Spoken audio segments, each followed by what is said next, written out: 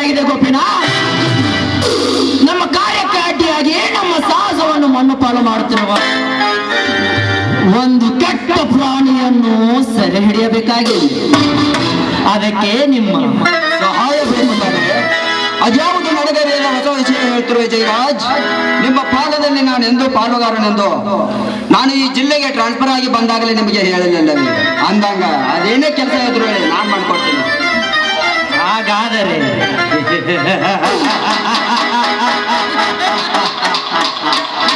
ಮುಂದೆ ರಾತ್ರಿ ಆ ಜ್ಯೋತಿಯ ಮನೆಗೆ ಬೆಂಕಿ ಹಚ್ಚಿಬಿಡ್ತೇವೆ. ಆ ಕಂಪ್ಲೇಂಟು ಯಾವತ್ತು ಮುಂದುವರಿಬಾರದು. ಒಂದು ವೇಳೆ ಅದೇ ವಿಷಯ ಮುಂದುವರೆದರೆ ನೀವು ತೊಟ್ಟ ಕಾಕಿಗೆ ನಾನು ತೊಟ್ಟ ಕಾದಿಯ ಕಿಡಿಸಿಡಿದೆದ್ದು ನಿಮ್ಮ ಹುದ್ದೆಯನ್ನೇ ಬುಡಮೇಲು ಮಾಡುತ್ತದೆ. ಯೋಚಿಸಿ ಮಾತು ಕೊಡಿ. ಯಾವ ದೊಡ್ಡ ವಿಷಯ ನಡೆಯದು ಈಗಲೇ ಮಾಡಿಬಿಡಿದನು. ನಾನೆಂದು ನಿಮ್ಮವನಿದ್ದೇನೆ. ಅಷ್ಟೇ ಅಲ್ಲ ಗೋಪಿನಾಥ್, ಇದಕ್ಕಿಂತ ಮುಂಚಿತವಾಗಿ ಅವನೊಬ್ಬ ದರೋಡೆಕೋರನನ್ನು ಅರೆಸ್ಟ್ ಮಾಡಿ ಆ ಹುಲಿಯನ್ನು ಲಾಕಪ್ ಮೇಲೆ ಹಾಕಿ ಕೈ ಕಾಲು ಮುರಿದು ಹಾಕಿ ಬಿಡಿ ಅವನನ್ನು. ಸಾಹೇಬ್ರ ಇಷ್ಟೆಲ್ಲ ನೀವು ಕೆಲಸ ಮಾಡಿಕೊಟ್ರಿ ಅಂದ್ರ ನಿಮ್ಮ ಪ್ರಮೋಷನ್ ಆಗೋದಂತೂ ಗ್ಯಾರಂಟಿ ನೋಡ್ರಿ ಸಾಹೇಬ್ರ. ಆ ವಿಶ್ವಾಸ ನಮಗೆ ಬೇಚತ್ರಿ. ಈ ಶ್ರೀಮಂತರ ಸಂಕಟವು ನಮಗೆ ಅರ್ಥವಾಗುತ್ತಿದೆ. ಬರೀ ಸಂಕಟವಷ್ಟೇ ಅಲ್ಲ ಗೋಪಿನಾಥ್, ಅವೆಲ್ಲವೂ ನೆನಪಾದರೆ ನನ್ನ ಹೊಟ್ಟೆಯಲ್ಲಿ ಕೆಂಡ ಸುರಿದಂತಾಗುತ್ತದೆ.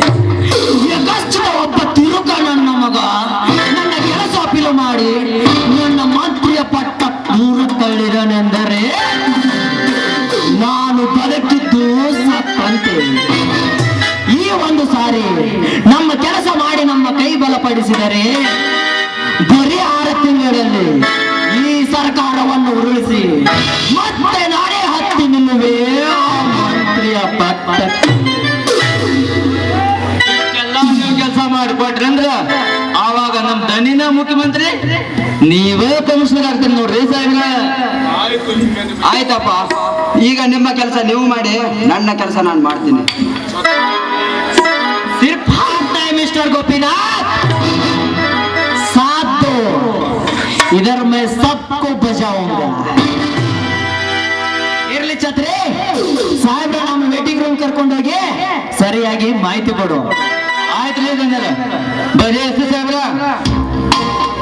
ಒಳಗೇನು ಬ್ಯಾರಿ ಒಳಗೇನು ಬಂದವಂತ ಒಳಗೆ ಹೊಸ್ಕೊಂಡ್ ಬರ್ತಾನೆ.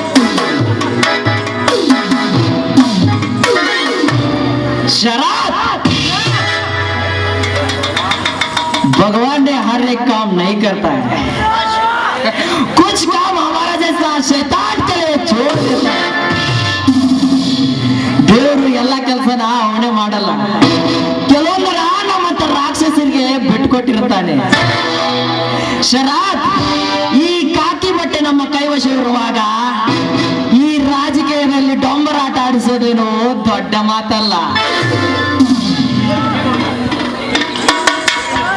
ಈಗ ನೀನು ಬೇಗನೆ ಹೋಗಿ ಆ ಜ್ಯೋತಿಯ ಮನೆಗೆ ಬೆಂಕಿ ಹಚ್ಚಿ ಬಂದ್ಬಿಡು. ಮುಂದಿಂದ ನಾನ್ ನೋಡ್ಕೊಳ್ತೀನಿ. ಗರಿ ಬೆಚ್ಚದ ನವಿಲಿನಂತೆ ಕುಣಿದಾಡುತ್ತಿರುವ ಜೋಡ ಹನುಗಳನ್ನು ಪರಿಬಿಚ್ಚದ ನವಿಲಿನಂತೆ ಕುಣಿದಾಡುತ್ತಿರುವ ಜೋಡ ಹುಲಿಗಳನ್ನು ನೀ ಪರಿಬಿಚ್ಚದ ಹಾವಿನಂತೆ ವಿಷ ಕಚ್ಚಿ ವಿಷಜಾಲೆ ಲೇಪಿಸಿಬಿಡು. ಅಂದಾಗ ತೀರುತ್ತದೆ ನಮ್ಮ ದಾಹದ ಬಯಕೆ. ಅಷ್ಟೇ ಅಲ್ಲ, ಹೈಸ್ಕೂಲ್ ಪ್ರಿನ್ಸಿಪಾಲ್ ಎಂದು ಎದೆಯುಬ್ಬಿಸಿ ತನ್ನ ತಮ್ಮನನ್ನು ರೌಡಿ ತನಿಖಿಸಿದ ಸುಂದರನ ಹೆಂಡತಿಯನ್ನು ಸ್ವಲ್ಪ ನೋಡಿಕೊಂಡು ಬರ್ತೀನಿ. ಆ ಹೆಣ್ಣು ನಮ್ಮ ಕೈವಶವಾಗಿದ್ದರೆ ಹೂವಿನ ಸೋಪಾನದಲ್ಲಿ ನಕ್ಕೊಂಡಿರುವ ಆ ಜೋಡಿಗಳು ಬೆಂಕಿಯ ಬೆಂಕಿಯ ಬಿರುಗಾಳಿಯಲ್ಲಿ ಬಿದ್ದು ಒದ್ದಾಡಬೇಕು. ಹಾಗೆ ಮಾಡಿ ಬರ್ತೀನಿ ಹಾಗೆ ಮಾಡಿ ಬರ್ತೀನಿ. ಭಲೆ ಶರಾಬ್ ಭಲೆ.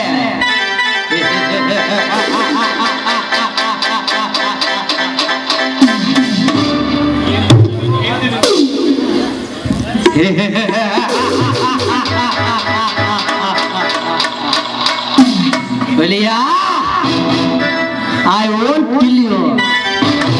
I will give us such a punishment that you will every day उलिया तुझे मारूंगा नहीं, तुझे ऐसा सजा दूंगा ना साले तू रोज मरेगा.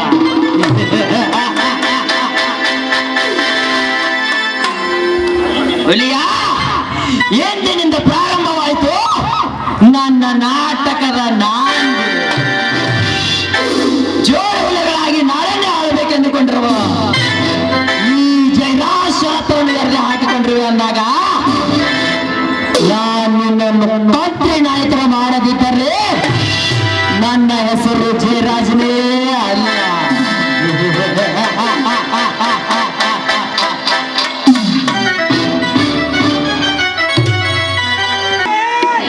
ನಮಸ್ಕಾರ ಸುಂದರ್. ನಮ್ಮ ಕಡೆ ತಮ್ಮ ಆಗಮನ ಅಗತ್ಯವಿದ್ದಾಗಲೇ ಆಗಮನ ಆಗಲೇಬೇಕಲ್ಲ ಸರ್. ನಮ್ಮ ಕ್ಷೇತ್ರದ ಮಾಜಿ ಮಂತ್ರಿಗಳು, ಅದಲ್ಲದೆ ಈ ಭಾಗದ ಶಾಸಕರು ಅಂದಿನಿಂದ ನಮ್ಮ ಕೆಲಸಕ್ಕಾಗಿ ನಿಮ್ಮಲ್ಲಿ ಅಗತ್ಯವಿದ್ದು ಬರಲೇಬೇಕಾಗಿದೆ. ಅದಕ್ಕಾಗಿ ನೀವು ನಮಗೆ ಸಹಾಯ ಮಾಡ್ತೀರೆಂದು ನಂಬಿ ಬಂದಿದ್ದೀರಿ. ಸಮಯಕ್ಕನುಸಾರವಾಗಿ ನನ್ನ ಮಾಯಾಪಂಜರದಲ್ಲಿ ಬಂದು ಬಿಡುತ್ತೀರಿ ಈ ಪತ್ರ.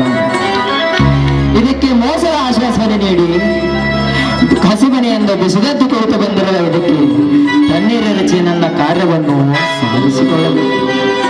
ಆ ಸಮಯ ಈ ಶಾಸಕರೇ ನಿಮ್ಮವರಿರುವಾಗ ನೀನಿಷ್ಟು ಭಯಭೀತಿಯಿಂದ ಹೇಳುವುದೇ, ಅದೇನಿದೆಯೋ ಸಂಕೋಚ ಪಟ್ಟುಕೊಳ್ಳದೆ ಹೇಳಬೇಕು. ಏನಿಲ್ಲ ಸರ್, ಆ ನಮ್ಮ ಸಂಸ್ಥೆಯಲ್ಲಿ 10 ವರ್ಷಗಳ ಕಾಲ ಸಂಬಳದಲ್ಲಿ ಕೆಲಸ ಮಾಡಿ ಬೇಸತ್ತು ಹೋಗಿದೆ ಈ ಜೀವನ. ಆದ್ರೂ ಪರವಾಗಿಲ್ಲ, ಮಕ್ಕಳ ವಿದ್ಯಾಭ್ಯಾಸವಾಗಿ ನಮ್ಮ ದೇಶ ಮುಂದುವರಿಬೇಕೆಂದು ಇಲ್ಲಿವರೆಗೆ ಕಾಲ ಅದನ್ನು ನುಗ್ಗುತ್ತಾ ಬಂದಿವೆ. ಆದ್ರೆ ಈಗ ನಿಮ್ಮ ಮಂತ್ರಿಗಳಿಗೆ ಹಾಗೂ ಶಿಕ್ಷಣ ಸಚಿವರಿಗೆ ಭೇಟಿಯಾಗಿ ನಮ್ಮಲ್ಲಿ ಎಡದೆ ಮಾಡಿಸಿ ನಮ್ಮನ್ನು ಸರ್ಕಾರಿ ಶಿಕ್ಷಕರಾಗಿ ಮಾಡಿಸಿ ನಮ್ಮ ಸಂಘದ ಪರವಾಗಿ ನಮ್ಮ ಸಹಪಾಠಿಗಳ ಪರವಾಗಿ ನಿಮ್ಮನ್ನು ಕೇಳಲು ಬಂದಿದ್ದೇನೆ. ಇಷ್ಟೇನಾ? ಇದ್ಯಾವ ದೊಡ್ಡ ವಿಷಯ?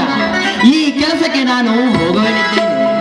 ನಾಳೆ ನಮ್ಮ ವಿಧಾನಸಭೆಯಲ್ಲಿ ಈ ವಿಷಯವನ್ನು ಚರ್ಚಿಸಿ ನಿಮ್ಮೆನ್ನೆಲ್ಲ ಈ ವರ್ಷ ಸರ್ಕಾರಿ ಶಿಕ್ಷಕನಾಗಿ ಮಾಡಿಸುತ್ತೇನೆ.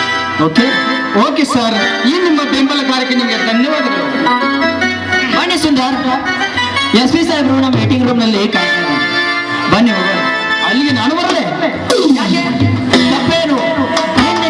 ಹಿಂದಿನಿಂದ ನೀವು ನಮ್ಮವರೇ ಆಗಿರುವಾಗ ನನ್ನ ಜೊತೆ ಭಯಭೀತಿಯಿಂದ ತಿರುಗಾಡಿ. ನಿಮಗೆ ತಿಳಿಸತಕ್ಕ ವಿಷಯವಿದೆ, ಬನ್ನಿ ಹೋಗೋಣ. ಹಾ ನಡ್ರಿ.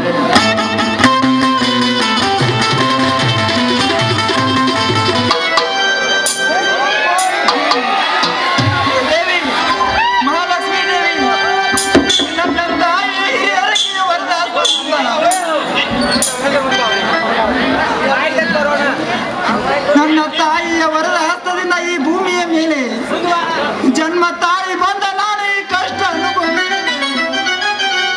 ಮಗ ತಾಯಿಯ ಮಕ್ಕಳಾಗಿದ್ದರು ಒಂದೇ ತಾಯಿ ಮಕ್ಕಳು ನೋಡಿಕೊಂಡ ನನ್ನ ಹಿರಿಕಿರಿಯ ಸಹೋದರರನ್ನು ಇಂದು ಕಾಮಕರ ಗುಂಡಿನ ಬಲಿಗೆ ಆಹುತಿಯಾದ. ಹೇಳು ದೇವಿ, ಹೇಳು. ನೌಕರಿ ಸಿಗದೆ ನಿರ್ಗತಿಕನಾದರು ಇದ್ದೊಬ್ಬಳ ತಂಗಿಯನ್ನು ಜೋಪಾನ ಮಾಡಿಕೊಂಡು ತಬ್ಬಲಿಯಾದ ಈ ಕಂದರವಿಯನ್ನು ಇವನ ತಂದೆಯ ವಶಕ್ಕೆ ಒಪ್ಪಿಸಬೇಕೆಂದರೆ ಇವನ ತಂದೆಯೂ ಕೂಡ ಹೆಣ್ಣಿನ ಮೋಹದ ಬಲಿಗೆ ಬಿತ್ತು. ಈ ಎರಡನೆಯ ಹೆಂಡತಿಯೊಡನೆ ಚಕ್ಕಂದು ಹೊಡೆಯುತ್ತಿದ್ದಾನೆ. ಇದೆಲ್ಲ ದುರ್ನಡತೆಯನ್ನು ಕಂಡು ನಾನೆಂತೂ ಸಹಿಸಿಕೊಳ್ಳಲಿ ದೇವಿ, ನಾನೆಂತೂ ಸಹಿಸಿಕೊಳ್ಳಲಿ.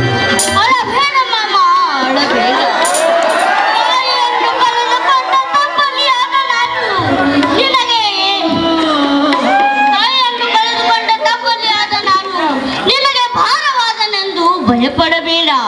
ಈ ಪಾಪದ ಪಿಂಡ ಈ ಪುಣ್ಯ ಬರೆದ ಭೂಮಿಯಲ್ಲಿ ಜನ್ಮ ತಾಳಿದೆ ಎಂದ ಮಾತ್ರಕ್ಕೆ ಹೋಟೆಲ್ ಸಪ್ಲೈ ಕೆಲಸ ಅದನ್ನು ಮಾಡಿ ಅನ್ನ ದೊರಕಿಸಿಕೊಳ್ಳುವೆ ಮಾಮ, ಅನ್ನ ದೊರಕಿಸಿಕೊಳ್ಳುವೆ. ಹೌದು ಮಾಮ, ಹೌದು. ಯಾರೇನು ಮಾಡುವುದು ಅದು ನನ್ನ ಪ್ರಾರಬ್ಧ ಕರ್ಮ. ಆ ಕರ್ಮವೇ ನನ್ನ ಪಾಲಿಗೆ ಬೆಂಗಾಲವಾಗಿ ಬಂದು ನಿಂತಿರುವಾಗ ನನ್ನದು ಅದೇ ಸ್ಥಿತಿಯಾಗಿದೆ ಮಾಮ, ನನ್ನದು ಅದೇ ಸ್ಥಿತಿಯಾಗಿದೆ. ರವಿ, ಈ ನಿನ್ನ ಮಾವ ಇನ್ನು ಜೀವಂತವಾಗಿರುವಾಗಲೇ ಮಾತನಾಡಬೇಡ ಕಂದ, ಮಾತನಾಡಬೇಡ. ನಿನ್ನ ತಂದೆಯ ಕೈ ಕಾಲು ಹಿಡಿದುಕೊಂಡಾದರೂ ನಿನ್ನ ತಂದೆಯ ವಶಕ್ಕೆ ಒಪ್ಪಿಸುತ್ತೇನೆ. ಒಂದು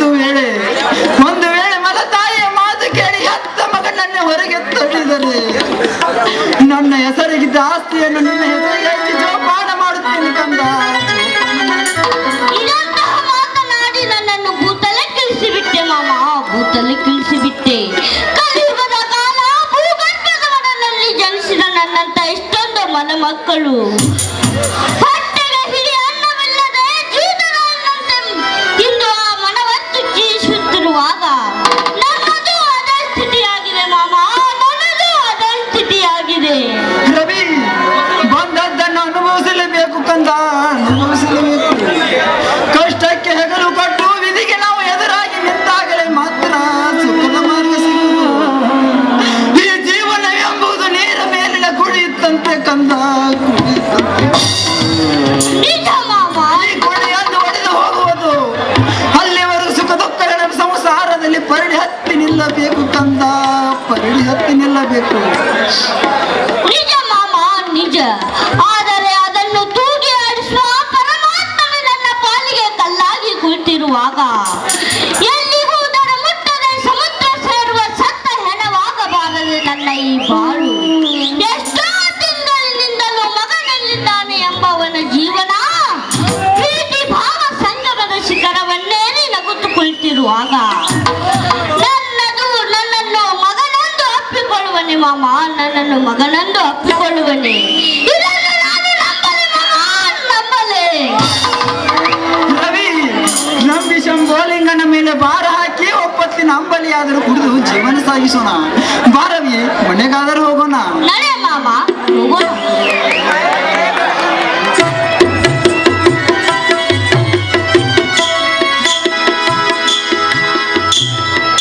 ನೀವು ರಾಜಪ್ಪನವರು ಅಲ್ವೇನ್ರಿ? ಹೌದು ಬಾ ಸಿದ್ದಣ್ಣ, ಯಾಕೆ ನನ್ನ ಗುರುತು ಸಿಗಲಿಲ್ಲವೇ? ಛೇ, ಹಾಗೇನಿಲ್ಲ ರೀ ರಾಜಣ್ಣ. ಅಂದ ಹಾಗೆ ಈ ಬಾಲಕ ಯಾರು ರಾಜಣ್ಣ? ಇವನು ನನ್ನ ತಂಗಿಯ ಮಗ ರವಿಕುಮಾರನಲ್ಲವೇ? ಹಾಗಾದರೆ ಇಷ್ಟು ದಿವಸ ಎಲ್ಲಿದ್ದನು ಈ ಬಾಲಕ ರಾಜಣ್ಣ? ಕಳೆದುಕೊಂಡ ತಾಯಿ ನೆನಪು ಮರೆಯಲಿಕ್ಕೆ ಇವನ ತಂದೆಗೆ ಹೇಳಿ ಬೆಂಗಳೂರಿನ ಒಂದು ಪಕ್ಕದ ಹಡಿಯಲ್ಲಿದ್ದೆ. ಹಾಗಾದರೆ ನಿಮ್ಮ ಮನೆ ಸುಟ್ಟ ವಿಷಯ ನಿಮಗೆ ಗೊತ್ತಿಲ್ಲ ರಾಜಣ್ಣ? ಏನು, ನನ್ನ ಮನೆ ಸುಟ್ಟು ಹೋಯಿತೆ? ಹೌದು ರಾಜಣ್ಣ, ಹೌದು. ಇದನ್ನೆಲ್ಲ ಹೇಳಿಸಿದ್ದಲ್ಲ ನನ್ನ ರಕ್ತ ಸಂಬಂಧದ ಕಿಚ್ಚು ನನ್ನ ಹೃದಯಕ್ಕೆ ಪ್ರಳಯ ಆಗ್ಲಿಸಿದ್ದಲ್ಲ. ಬೇರೆ ಹೇಳಿಸಿದ್ದಲ್ಲ, ಯಾರವರು ನನ್ನ ಮನೆಗೆ ಬೆಂಕಿ ಇಟ್ಟ ಘಾತಕರು. ಸಮಾಧಾನ ತಂದ್ಕೋ ರಾಜಣ್ಣ, ಸಮಾಧಾನ ತಂದ್ಕೋ. ಇನ್ನು ಯಾರೆಂದು ತಿಳಿದಿಲ್ಲ. ಈಗ ನೀನು ಕೂಡ ಕೈ ಬಿಟ್ಟು ಹೋದೆ ಎಂದು ನಿನ್ನ ತಂಗಿ ಚಿಂತೆಯಲ್ಲಿದ್ದಳು. ನೀನೀಗ ಜೀವಂತ ಬಂದಿರುವೆಲ್ಲ, ಅದೇ ಅವಳಿಗೆ ಸಂತೋಷ. ನಿನ್ನ ಸತ್ಯತೆಗೆ ಸಮಾಜದಲ್ಲಿ ಒಂದಿಲ್ಲ ಒಂದು ದಿನ ಬೆಲೆ ಸಿಕ್ಕೇ ಸಿಗುತ್ತದೆ ರಾಜಣ್ಣ, ಸಿಕ್ಕೇ ಸಿಗುತ್ತದೆ. ಎಲೆ ದುರ್ದೈಸಿದೆ, ಎಂತ ಬರಿ ಕಾಡುವೆಯ ನನ್ನ ಬರಿ ಕಡು ಬಳ್ಳಿಗಳ ಕತ್ತರಿಸಿ ಉಳಿದೊಂದ ನನ್ನ ಕುಡಿ ಬಳಿ ನನ್ನ ತಾಯಿಯನ್ನು ಜೋಪಾನ ಮಾಡಿದಷ್ಟು ಇದು ಕತೆ ಕಣ್ಣ. ಅದೇ ಮನೆಯನ್ನು ಅವಳಿಗೆ ಹೆಸರಿಗೆ ಹಚ್ಚಿ ಅವಳ ತಲೆ ಮೇಲೆ ಅಕ್ಷತೆ ಕಾಣುವ ನನ್ನ ತಲೆ ಮೇಲಿನ ಭಾರ ಇಳಿಸಿಕೊಳ್ಳಬೇಕೆಂದರೆ ಇದ್ದೊಂದು ನನ್ನ ಮನೆ ಉರಿದು ಸುಟ್ಟು ಹೋಯ್ತು ಸಿತ್ತಣ್ಣ. ಎಂತ ಪಾಪಿ ನಾನು. ಸಮಾಧಾನ ತಂದುಕೋ ರಾಜಣ್ಣ, ಸಮಾಧಾನ ತಂದುಕೋ.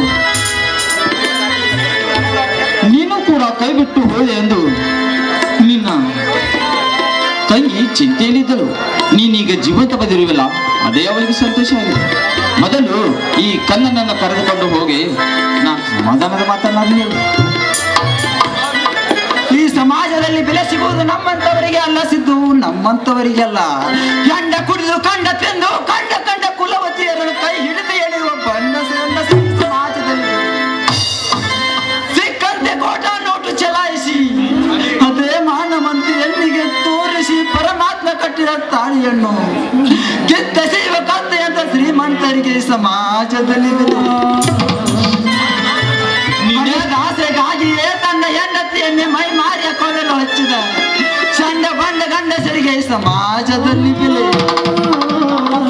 ತನ್ನ ಸುಖ ಆಸ್ತಿ ಅಂತಸ್ತನ್ನು ಈಡೇರಿಸಿಕೊಡುವುದಕ್ಕಾಗಿ ಒಂದು ಕಣ್ಣಿಟ್ಟ ನಿರ್ಗತಿಕ ಮನೆಯನ್ನು ಮಸೀದಿ ಮಾಡುವ ಭ್ರಷ್ಟ ಅಧಿಕಾರಿಗಳಿಗಿದೆ ಸಮಾಜದಲ್ಲಿ ಬೆಲೆ. ನೀನೆಷ್ಟೇ ಒತ್ತು ಹೇಳಿದರೂ ಈ ಸಮಾಜ ಸುಧಾರಣೆಗೆ ಎದ್ದು ಬರುವಂತ ಜನರಿಲ್ಲ ಜನ, ಎದ್ದು ಬರುವ ಜನರಿಗೆ. ಅಂದ ಹಾಗೆ ನೀನೇಕೆ ಅಷ್ಟು ಉಸಿರುಗಿಟ್ಟು ಕೊರಗುವೆ? ಮೊದಲು ಈ ಕಂದನನ್ನ ಕರೆದುಕೊಂಡು ಮನೆಗೆ ಹೋಗು. ಆಯ್ತು ಸಿದ್ದಣ್ಣ, ನಾನು ಬರ್ತೀನಿ. ಸಾಕಂದ ದಿನಕ್ಕೊಂದು ಬಣ್ಣ ಕ್ಷಣಕ್ಕೊಂದು ಬಣ್ಣ